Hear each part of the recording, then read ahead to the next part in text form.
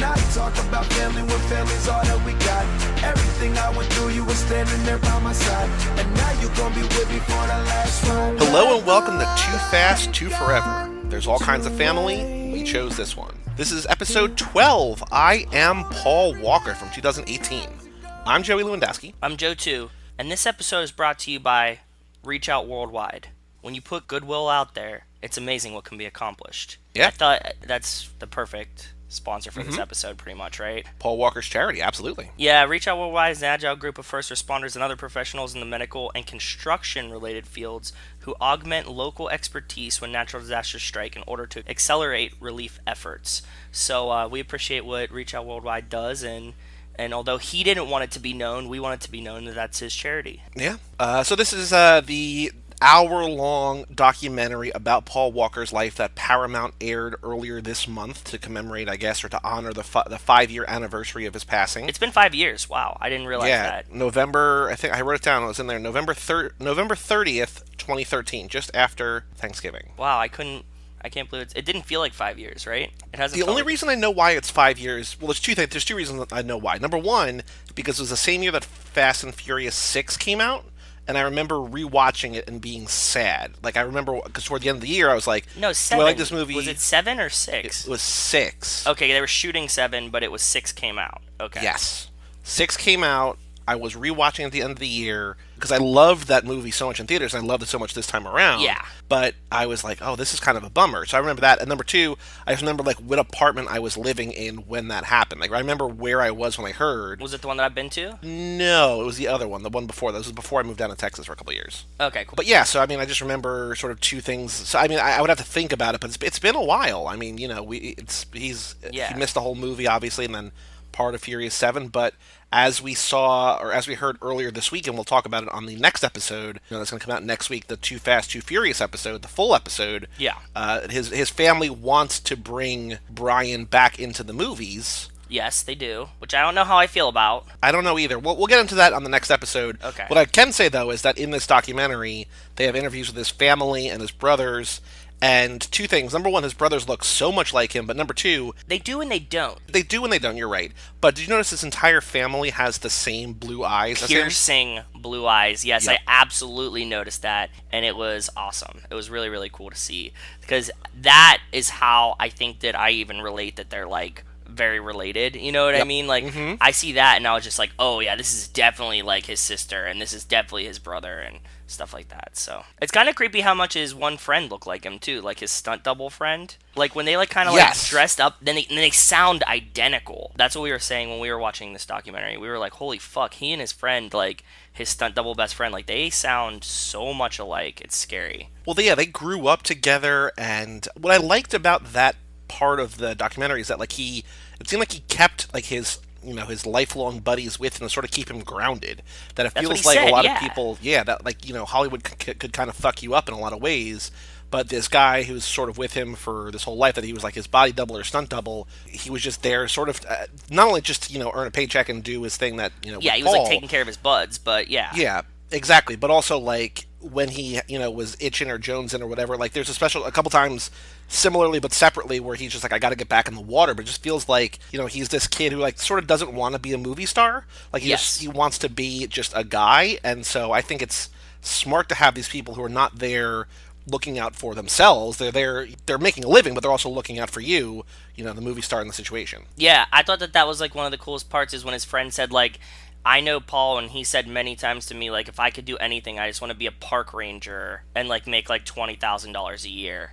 And that was like, damn, like, I wouldn't expect that because we think of him in this, like, huge aura and this franchise and stuff like that, for him to be such, like, a kind of simple kind of guy. Like, I think this was a great documentary to show another side of him that I didn't know about, at least. Yeah.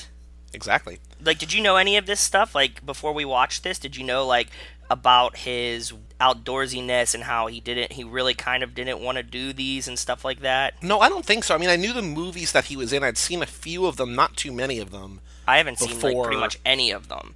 What I learned. Go I ahead. saw like one or two. His family, the fact that he had a girlfriend, like she sort of, I think it was sort of telling that she wasn't interviewed in the documentary. Like I don't know if they had a falling out, but he had a daughter that he really loved, and that he was missing. That he was sad that he wasn't able to see her growing up. On that note, there's a lot of people that were like part of the story but weren't interviewed. Like, I kind of get that Meadows not involved. His girlfriend slash baby's mom. Right. Like, that was kind of weird that she's not in it. There was some other people involved that weren't in it, and I was like, why aren't these people involved? You know what I mean? Like, how did you only get Tyrese from the movies about it? Well, I think we know why we got Tyrese, because Tyrese will probably do anything for $1. Yeah. He seemed pretty genuine about it. I wonder if he made any money to do this, I don't know. I mean, I honestly don't know if he got paid. What was the most important thing, or the coolest thing about Tyrese in this, was that he said that that for whatever reason, like he sort of hinted at like this like sinister behind the scenes like machinations. Yes. But like Paul Walker was the driving force behind getting Tyrese to come back in in five, right? So yeah, he says it like he wasn't in 3 or 4, and that's not because he didn't want to be in them, but it was only because of Paul Walker and that he came back. that he came back. Yeah. Right. There's a couple things, like, what I liked about this especially is that it kicks off with two things back to back. Like, the second thing we see is an interview with Tyrese. Like, I think that's smart in terms of documentary. Like, hey, we got some stars for this. We got some people that you know. He also has a great quote. He says, the reason we're all devastated by him is because he was the nicest dude on human feet, which I think is a cool quote. That's a very cool quote. I like that one too. Yeah, it was like just a cool way to put it. It was a new original way to do it, and it was like very Tyrese of him. Like he just saying something wacky, but it's like also genuine. It felt like so. Yeah, exactly. But it starts out with a thing that I thought was going to be like an indicator that I was going to cry during this thing. I did not cry. I didn't. Yeah, I agree. Like one of the very first things you see, if not the first thing you see, is Paul's 15th birthday party. Yes. Or like, his parents singing happy birthday to him. And he looks at the camera and like licks his lips or like, sticks his tongue out or whatever, like in a way that I'm like, oh shit, like that's Brian. Like, that's the guy that we know in this like 15-year-old kid. And I was like, oh, if that's where you're starting, like I'm going to be sobbing by the end of this. But I feel like it never really tugs on the heartstrings, which I was looking on Letterboxd after I watched this. I logged this. Okay. And a lot of the less favorable reviews were talking about how apparently Paramount's done like a handful of these kind of documentaries, and they're all just sort of like hey, remember how great a guy this guy was, like let's remember him, but not actually go deep into his life. Like it just sort of seems like very surface level, which I sort of see as criticism. Like I feel like if they went real deep and like got some like real hard-hitting interviews, like went deeper, like I could maybe cry, but like I feel like it starts in a place that I thought I was going to sob, and I just didn't get there. Yeah, they took a very superficial direction, like you were saying, just not superficial, but like on the surface. Like there's nothing here that's gonna make you feel really emotional about it. It's just showing like, oh, remember him. He's a good guy. Here's his family. Here's all the good things we said about him. They like kind of dabble in the like his demons and stuff like that, but they never get there deep enough to like really push you emotionally, like we were saying, to get me to feel really bad about it, Right. And I already do feel bad about it, and it's somebody that like I'm like quasi involved with this and stuff like that, so it wouldn't have taken them much to get us there, but they kept it lighter, and I think that might be a directive choice. Yeah, I think so. I think it's sort of it feels like it's kind of fluff, which is okay. Yeah. It's not there to, win awards. It's not there to make you cry. I think it's just there to sort of, like, fill an hour and a half on Paramount Network and, get a bunch of people together to remember a guy that, like, the people loved. I mean, I think it's just there, not in a bad way, but just there to sort of be watched and, make money and whatever. Like, it's there, which I'm just glad that it had stuff in there. I mean, we also have not done any real research into the franchise or into the actors. No, because we're going to to get this there forever. Yeah. That's why we're like, I mean, it's not because I don't want to. It's just because I know that as we keep going, I'm sure we will get to a point where it's just like you start learning this stuff and picking up on it. Yeah. And especially with Paul Walker, like we decided, I don't know if we said it on the air on the last episode or not, but our first pit stop lap is going to be the Paul Walker Memorial Lap. Where we're going to do like 8 or 9, however many there are, like the ones in between. We're going to do like 8 or 9 of his movies that are not Fast and Furious that we really want to see and talk about. Stuff Skulls. like the skulls and stuff. Like I really want to see Pleasantville, which looked really cool, like him as that. I've never like, seen football. it. I was going to ask Yeah, if you'd neither ever have I. seen it. No, but also stuff like Into the Blue, that Jessica Alba movie where he's like swimming in it, or I want to see like Running Scared again, which I saw back when like it came out on DVD, and I was like, oh, I'm such an adult for watching this, when I was like 18 or 19 or whatever. But like, Oh, really? Yeah, I mean, it was just like one of those like it was like this real gruesome, hard hitting whatever. Like I don't know if it's good now, but what was cool is like that the people talking about like how good he was in these movies. I mean, they had his manager, they had Rob Cohen who directed him in both The Skulls and in the first I never Fast and knew Furious. this connection. This is what I'm glad that we're getting into, like random facts. Like I didn't know. Did you? I'm sure you did know this. Did you know this? Well, I didn't know anything about The Skulls. Like The Skulls is a movie that you're super passionate about. I've never Yeah. seen. I didn't know that Rob Cohen directed that, but it was cool to see that he was like, he had him for this, I guess, smaller part or whatever. And then Paul just kept asking, like, you got something for me? He's like, yeah, I told you, I'm making this next movie for you. And then Yeah. told him about it. He's like, oh, that's exactly what I want to do. And it's really cool that he goes from the Skulls to Fast and the Furious. That it was only because like Rob Cohen kind of took him under his wing a little bit. Yep. And like all of these things came together. I thought that was really cool. I never connected the two. As much as I love the Skulls and as much as I love Fast and the Furious, I never knew that they were relatable. Like they were like connected. Yeah. That was super cool for me to see, and cool that it was only because of his director that this happened. You know what I mean? Like maybe Yeah. the Fast and the Furious would have never come to be if Paul Walker wasn't in the Skulls and he didn't Right. play this character. And actually, he has a pretty big role in the Skulls. He's not like the main actor, but he's like second. Gotcha. Obviously. Okay. I was also thinking that, when we do the first stop, we could do a pit stop if we can find stuff online for, apparently he was on Shark Week a lot. Like he has, like, I he's want to like watch really a lot big. of these. Yeah, Yeah. they show in the documentary. Yeah. Which I thought was pretty cool. They talk about a lot about how he comes from like this line of badasses, and his dad was like this military guy, and his grandpa was like this mechanic who like was just like this real man's man, like didn't talk to anybody but like talked to Paul because Paul was like into cars and stuff. And I think it was cool to see where he came from and also like how that influences him, but at the same time like how he was just essentially kind of like a laid back surfer bro that also had like this like fierce streak inside him that like you didn't want to cross him. Yeah, I like that they show like they really express the dichotomy of like he was a laid back surfer hippie, but then at the same time he liked guns and cars and like all this other shit. Right. Like he had like a really diverse personality. Like he's not. You can't really pigeonhole guys like this. That he's like tame and laid back, and he plays like such a chill dude all the time. But then also is like known for like getting into fights all the time and doing extreme sports and stuff. So And from the sound of it, like not losing fights either. There was that one, I don't remember who was saying it, but there was that one story for whatever reason, maybe because he had like the frosted tips or whatever, just sort of like he looked like a surfer bro. But they said that he held a door open for somebody walking out of a grocery store. Yeah. The guy's like, "Thanks, bitch," and then like Paul Walker just it like was his fucked him dad up. telling this story. Yeah. Oh yeah, okay. And it was just like, oh, like, all right. Yeah. I mean, not necessarily my speed, but I can respect it. You know what I mean? Like if you're gonna be a laid back looking dude and somebody likes to press your buttons and you have a short temper, sure, maybe that's what happens. Yeah. There's a Zeph connection here that he played a special needs kid, just Oh like God, I didn't even make that just connection. like Miracle Run, this God. handsome actor playing a special needs kid, just like, oh, Really well, pretty well. Okay.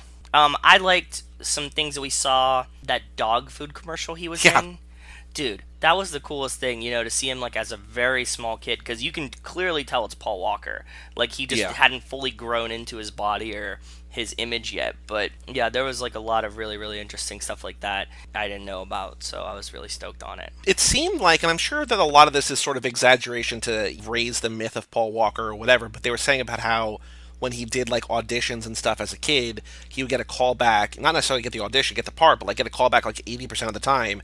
And you can see like he's just like this good looking young kid who also can act for the most part Yeah. and nails the lines, like whether he's doing dog food or like that, that thing where it kind of looks like they're, the Stand By Me kids or whatever, just like whatever they're looking for. He's kind of got that all-American face, He but does. also that, surfer bro face, or, they talk later in life about how he went to New York or went to the East Coast to like get that down so he could sort of do those kind of parts, I think, for the Skulls, right? And like, Yeah. whatever you kind of needed, he was able to provide for you. Yeah, he in the Skulls he plays like the most all American kind of kid, and he has the idea of it down, right? Because he's like a car guy and he was an athlete and stuff like that.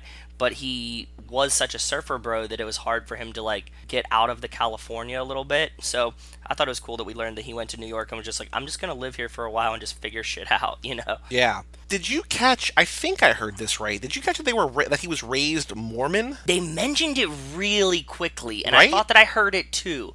Yeah. So if he was, that's something that I didn't know. Right. Is there a huge Mormon population in California? Like I have no idea about any of it. So I don't know. it's not but like he I was think, in like Utah or something, you know? No, I do think that there is. I can see it like in the handsome blonde people who are just sort of nice and very family focused and family friendly and like good to those close to them, you know what I mean? Like Yeah. all sort of more positive things. But what I was kind of pleasantly surprised about is that, he has this child out of wedlock with the girl, but like Yes. because the girl had been around all her life It was, basically or for dude. a while. Honestly, did you make the connection? What, like Mia? No, Rebecca's his Letty, man. How so? They were friends. Then she got a little older. Then he noses her. Then they're friends. Then they're Okay. together. Then they're friends. And I was like, oh, dude, she's like the perfect like Letty. You know what I mean? She was like a girl that was hanging around them, and then they kind of fall in love, but then they're I friends get you. again. All right. Yeah, and maybe right. he had to race her back into memory. Who knows? But what I liked was that the mom basically it seemed like she took her in and the baby in, even though they weren't married, even though like it Yeah. wasn't, her daughter, but it just seems, For such like a family kind of conservative Yeah. kind of religious that we kind of caught family, yeah, that was a very, very cool thing of them to do, and like not just like kick Paul Walker out. right. So. And that seems to lead to what appears to be like his the biggest regret of his life, in that he wanted to be, this super dad, I think they say, but his career took off basically as his daughter was born, and he couldn't really be there. Like he wanted to be there, Yeah. but that he was always this like pull, like this push and pull of like, I'm becoming more and more of a movie star, but at the same time, And I can provide for my daughter now. Like Yes. his whole goal was to be like the best and give his daughter everything he could. Yep. But at the same time, to do that, he'd have to go shoot for 4 or 5 months at a time right. and leave her. So yeah, I can't imagine having to deal with this. You know what I like? If I'm thinking about it now, like if I could give Rachel everything she could ever dream of, but also not be with her for half the year, what are you really accomplishing? Is it anything better than I'm doing now, or worse, or what? Like Yep. Yeah, I get it.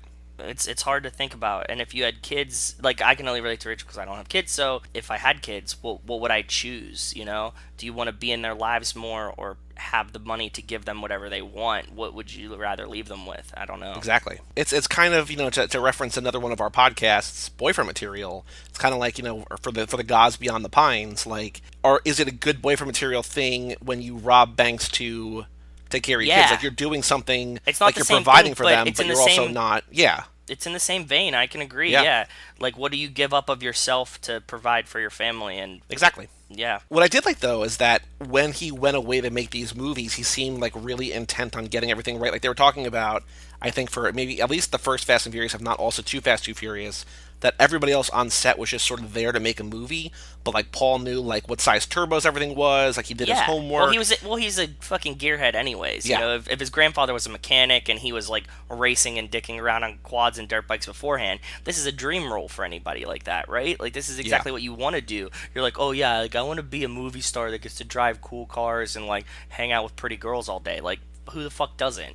And then Right. if you're a car guy on top of it, it's like, oh fuck, like this is amazing. Yep. And it was funny to hear that, he drives a Tacoma truck, but that he still preferred, if he had to pick, he always preferred like the tuners to the American Muscle. So like he kind of was That was a Bryant. really cool part too, yeah, because they show you his garage, and like they said, it was kind of understated in the sense that he didn't buy like Bugattis and McLarens and fucking all this rowdy shit. He had Skylines and Mustangs and fucking old cars and like muscle cars. Like a lot of the cars look like they could have been in the movies, right? Like everything that he had Yeah. in that garage was like, I'm not talking 7 and 8 where like the cars became like hypercars. He just had like cars that you'd have fun driving. Like it seemed like he was just a dude that just wanted to have fun. So Yeah. I'm sure that you picked up on this, and I wanted to know which one it was. Let's talk about Paul Walker being Superman. Oh, yeah. So this was 2003, I think they were saying. This So isn't would the have Cage been... one for sure, right? No, because that was 98, 99. This would have been As the a little Brandon backstory Routh for other one. people that don't know This is on Cage Club Podcast Network, and I've heard you and Mike talk about the lost Cage Superman, and I was Yes. wondering if this was also the same Paul Walker Superman, how the timing pans out, because it could have been, right? This is almost the same time. No, because Go ahead. the Cage Superman, which was going to be directed by Tim Burton, would have come out like they were working on that in like 98, 99. So right Okay. after Batman and Robin came out, they wanted to have Superman in that same universe. 2 weeks before they started shooting, they did all the pre-production, costume fitting, they did, scouting, they did all this different stuff. And then 2 weeks before they were set to shoot, they pulled out. Like the producers pulled out, funding pulled out, whatever. So they never made the movie. So that went away. And then also I think because of how badly Batman and Robin tanked, they were just like, we should probably distance ourselves from this. So then Okay. in real life, I think in 06 or 07, Superman Returns came out, and that was with Brandon Routh as Superman. That was Kevin Spacey as Lex Luthor. Okay. So I'm guessing, based on the time, this would have been for that. But what I thought was most interesting about the Superman thing, it almost seemed like, and again, just sort of like we talk about with IMDb on on the other podcasts, like we don't know if IMDb trivia is real. Yeah. It also feels like everything in here, everything's like, oh, it was Paul Walker's world. You know what I mean? So like, I don't know if this is actually like how close this was, but it feels like based on this documentary. They said he had like a fake butt and a cape on, so like... Yeah.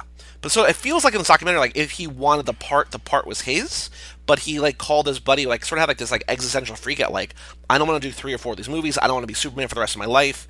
And I get that, but at the same time, he was Brian O'Connor for the rest of his life. You know what I mean? So it's a different kind of thing.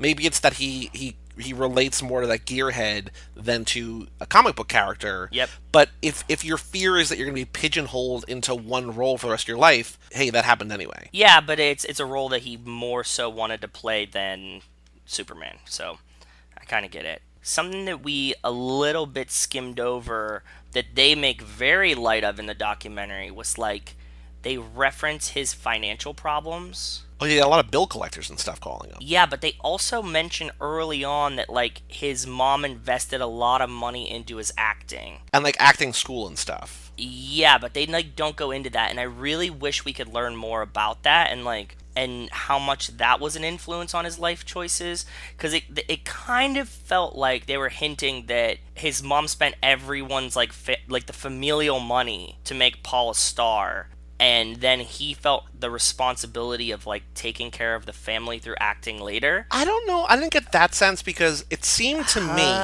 that by the time he hit 18, he wanted to walk away from acting because he was like, I have this money saved up. I can live a simple life. I have all these checks from like commercials and bit roles and stuff.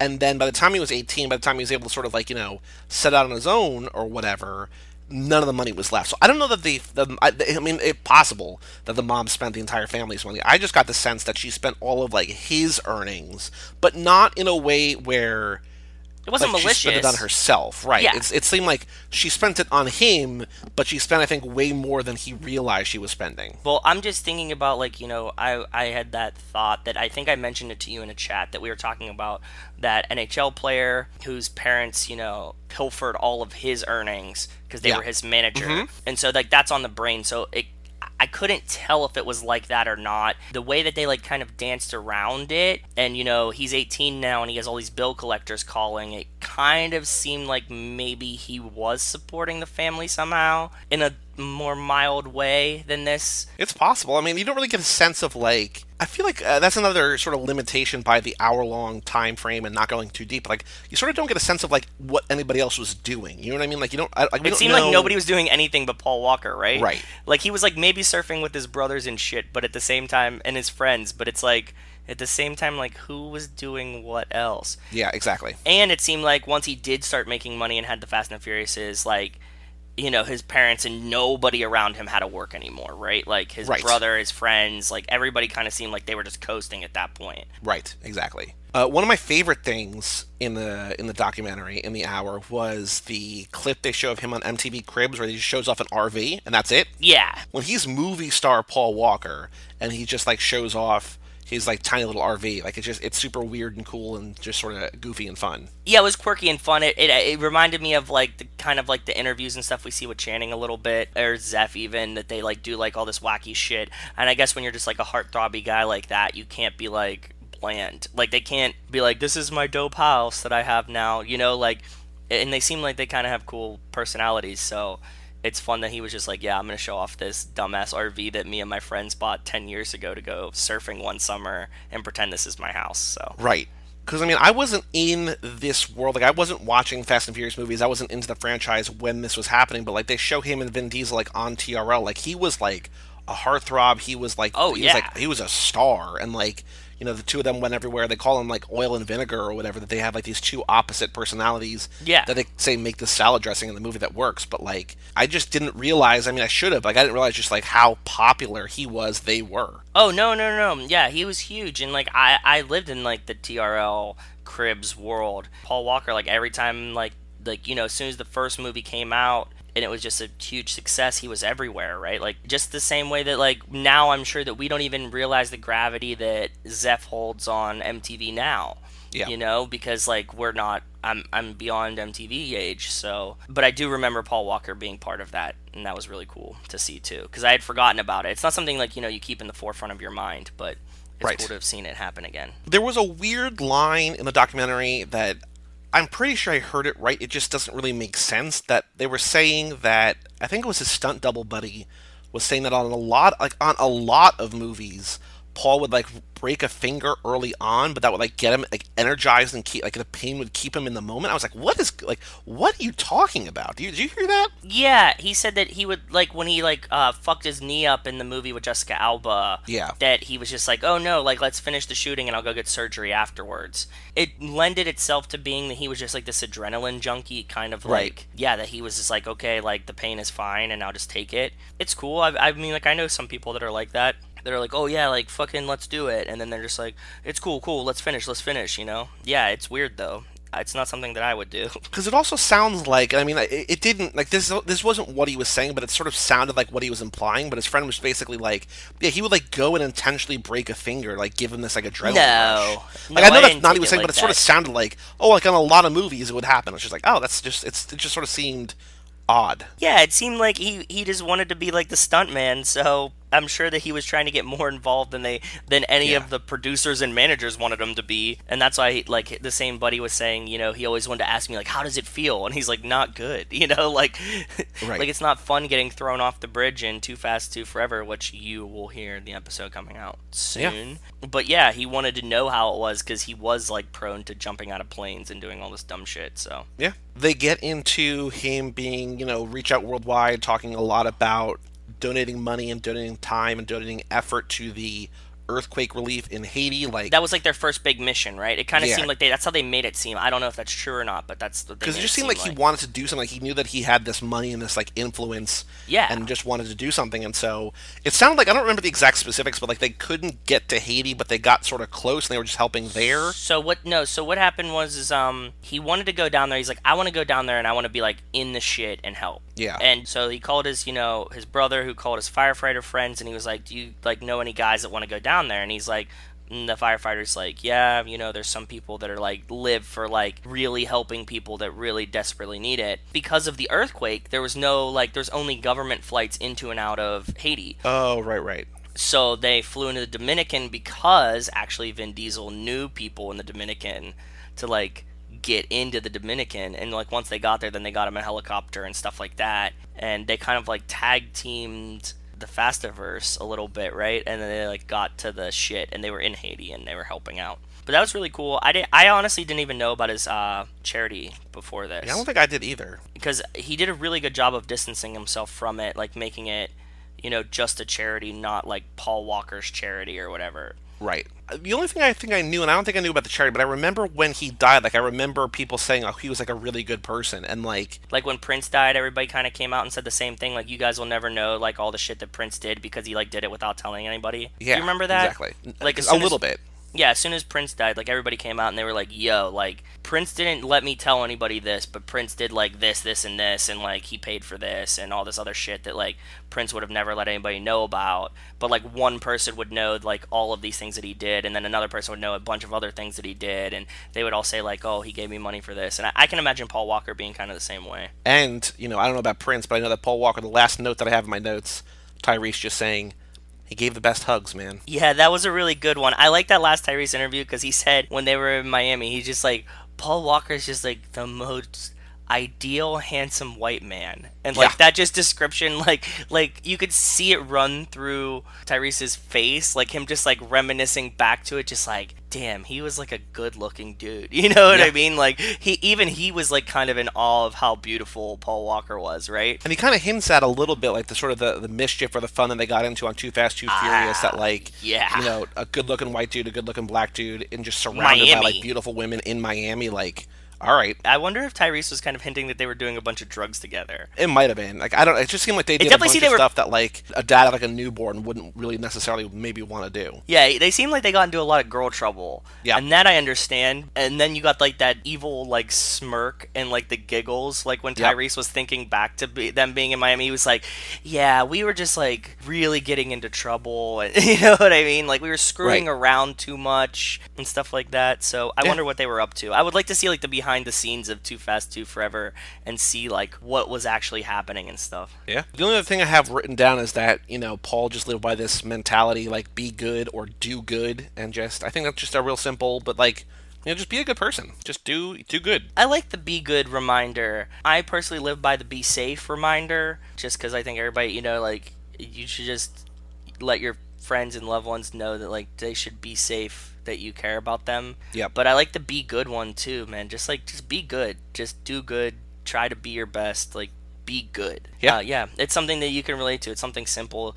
Like I don't want to print that on a t-shirt, but it's something that if my friend was like, just be good, man, you'd be like, yeah, that's cool. I like that. Exactly. Do you have any other notes or anything else you want to say about this documentary? No, something that I was talking about before, though, I just want to say how cool it was. To me, the coolest scene in the whole documentary was when they were shooting the commercial for Reach Out Worldwide, and the director or like the whoever is like, don't you want to say like, join me, Paul Walker, to like support Reach Out Worldwide? And he's like, no, man, that makes it too much about me, and like this is about everyone. Yeah. And he's like, no, you sure you don't want to say that? And he's like, yeah, I'm good. Like, we're just going to keep it the way I said it, which is like if you watch the first take of it, he seems like they found a celebrity to talk about this charity, not that it's his charity that he's talking about. This could have easily been like him, Vin, and a bunch of people just like show up and they're like, join Reach Out Worldwide, like, you know, like a quick clip at the end. And I thought that was really humbling to see, you know what I mean? Like, for him to do that